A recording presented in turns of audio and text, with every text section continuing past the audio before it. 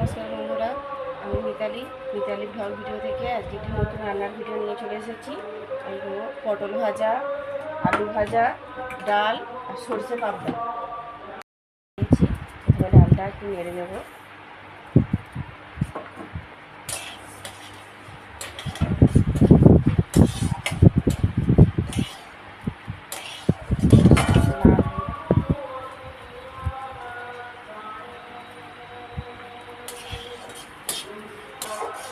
ডালটি ভালোভাবে ভাজা হয়ে গেছে, এবার জল দিয়ে সেদ্ধ করে নেব। ডাল সিদ্ধ হয়ে গেছে, এবার একটু টমেটো কুচি দিয়ে দেবো।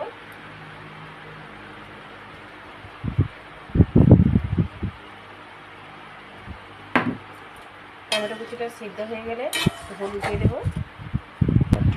টমেটো সিদ্ধ হয়ে গেছে, এবার একটু হলুদ দিয়ে দেবো।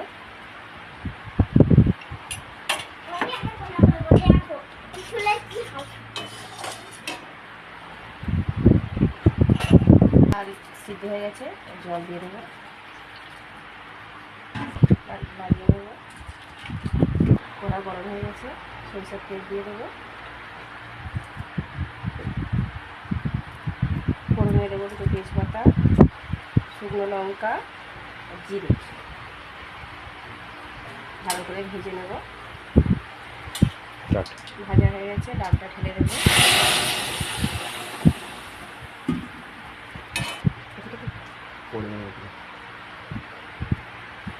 পরিমাণ মতো লবণ দিয়ে দেবো।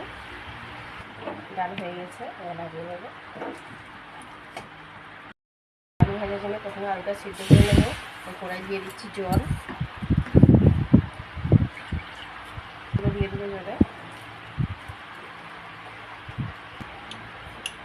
পরিমাণ মতো লবণ, পরিমাণ মতো হলুদ।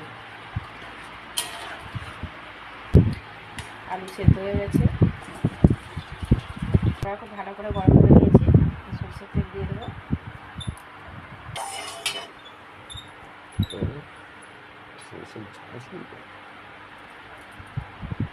তেল খুব ভালোভাবে গরম হয়ে গেছে, আলুটা খুব ভালো করে ভাজা হয়ে গেছে। এবার একটু পোস্ত দিয়ে দেবো।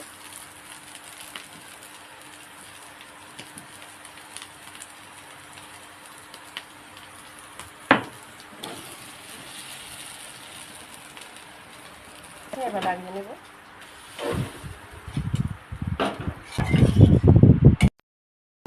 ভালো করে কড়া গরম করে নিয়েছি, একটু তেল দিয়ে দেবো। পটল ভাজার জন্য আগে থেকে লবণ হলুদ মাখিয়ে রেখে দিয়েছিলাম। তেল গরম হয়ে গেছে, পটলগুলো দিয়ে দেবো।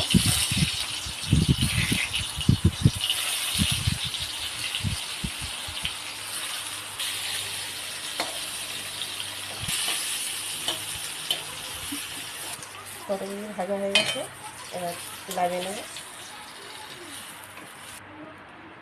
মাছ ভাজার জন্য কড়াই তেল দিয়ে দিয়েছি।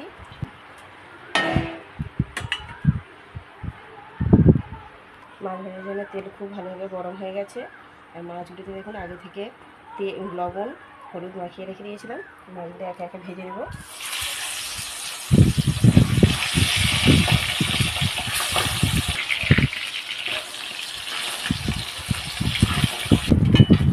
মাছগুলো ভালোভাবে ভাজা হয়ে গেছে, এবার তুলে নেব। সবকটি মাছ ভাজা হয়ে গেছে, তুলে নেব।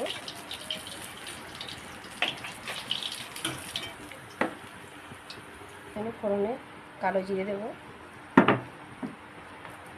টমেটো কুচি, লবণ। টমেটো ভাজা হয়ে গেছে, এবার পোস্ত কাঁচা লঙ্কা বাটা, কালো সরষে সাদা সরষে বাটা,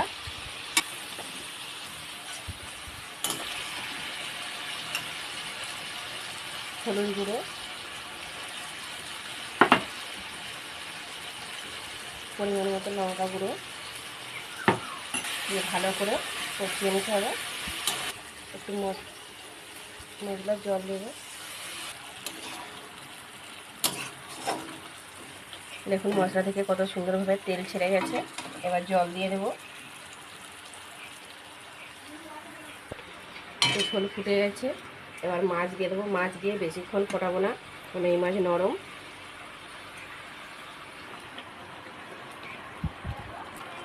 নামানোর আগে চেরা কাঁচা লঙ্কা দেবো, ওপর থেকে একটু ধনে পাতা ছড়িয়ে দেবো।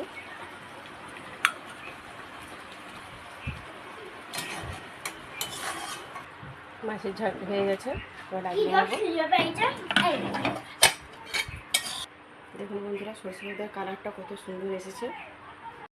মাছের টকটা ফুলকে তুলে নিয়ে এসেছে, একটু সিদ্ধ করবো।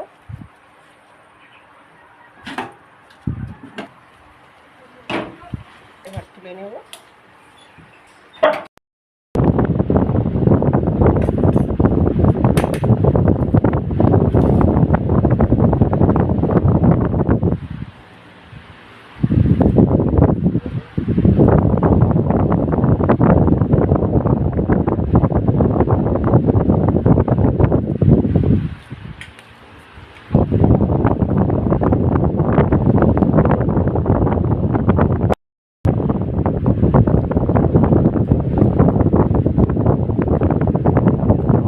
রান্নাটি যদি ভালো লেগে থাকে লাইক করবেন এবং কমেন্ট করে জানাবেন।